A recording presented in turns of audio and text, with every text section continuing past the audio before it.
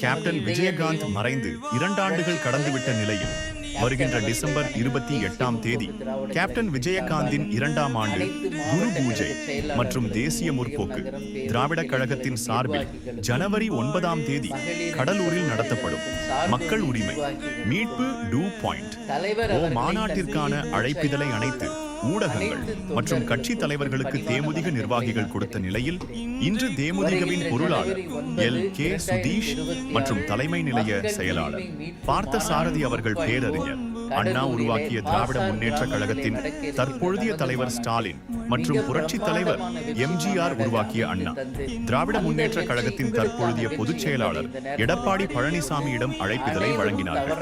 இந்த மாநாட்டில் கலந்து கொள்ள வேண்டும் என்று கேட்டுக்கொள்கிறேன். நல்லவர்கள் லட்சியம் வெல்வது நிச்சயம். நமது முரசு 8 திக்கும் வெற்றி முரசு கொட்டும் என்று கூறி விடைபெறுகிறேன்.